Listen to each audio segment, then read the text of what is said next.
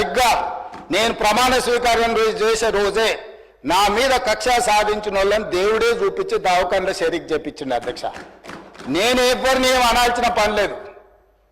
మొదటిసారి నన్ను జైల్లో ఎన్ని రోజులు పెట్టిండ్రో వాళ్ళకి తెలుసు.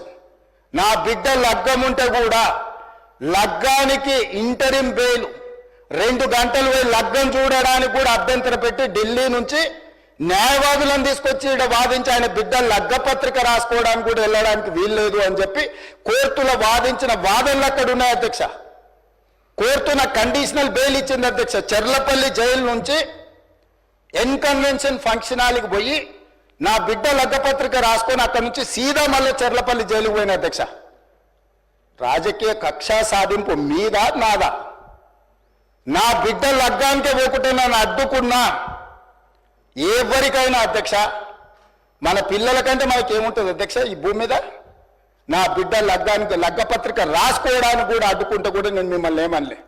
నేను పార్లమెంట్ సభ్యుడిగా ఉంటే, పార్టీ వర్కింగ్ ప్రెసిడెంట్గా ఉంటే ఎవరో జర్నలిస్టు డ్రోన్ ఎగిరేసి వాళ్ళ విలాసవంతమైన బంగ్లాల వివరాలు తీసుకొచ్చి నాకు అందిస్తే వాటిని పత్రికలకు విడుదల చేసిన పాపానికి నన్ను అక్రమ కేసులు పెట్టి అదే చెర్లపల్లి జైల్లో డిటెన్షన్ సెల్లో పెట్టారు అధ్యక్ష. 16 రోజులు నిద్రలేని రాత్రులు గడిపిన పార్లమెంట్ సభ్యుడిగా, పార్టీ వర్కింగ్ ప్రెసిడెంట్గా అయినా నేను కక్ష చూపించలేదు అధ్యక్ష. నిజంగానే నేను కక్ష చూపించదలుచుకుంటే మీ కుటుంబంలో ఒక్కరు కూడా బయట ఉండరు అధ్యక్ష. అందరు చెర్లపల్లినే. నేను ఎలా ఎన్నికల ముందు చెప్పినట్టు మీకు డబుల్ బెడ్రూమ్ ఇల్లు మీరు పేదలకు కట్టియలే, మీ గ్యారంటీ కట్టిస్తే మీ కుటుంబానికి డబుల్ బెడ్రూమ్ ఇల్లు అని చెప్పుంటే అధ్యక్ష. ఎన్నికల హామీలు అమలు చేయలేదంటుంది కదా అధ్యక్ష. ఎన్నికలప్పుడు ఈ హామీ కూడా ఇచ్చిన.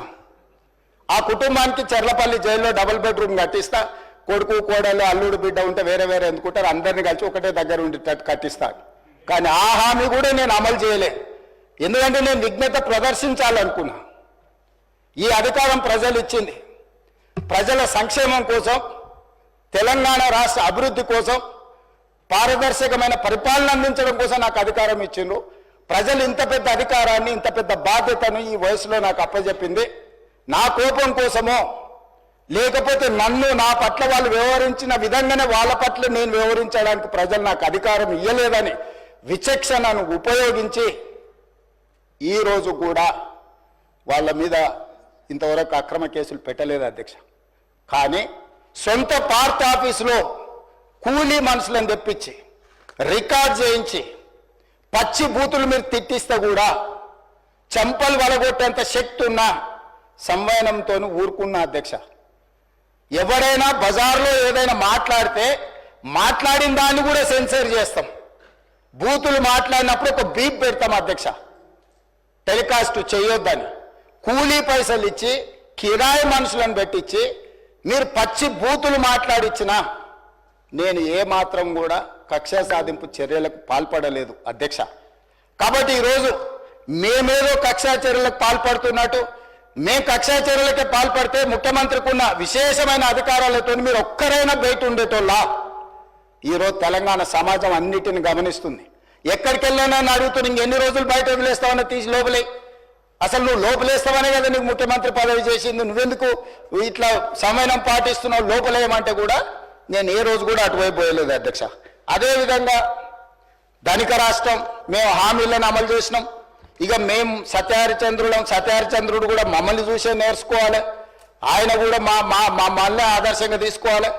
ఇట్లాంటి మాటలు మాట్లాడుతుంటే పర్వాలేదు, వాళ్ళ గొప్పతనాలు వాళ్ళు చెప్పుకుంటే నా ఇప్పు నువ్వు గోకు, నీ ఇప్పు నేను గోకుతానే పాలసీలో వాళ్ళ గురించి వాళ్ళు గొప్పలు చెప్పుకుంటా అంటే నాకు అభ్యంతరం లేదు.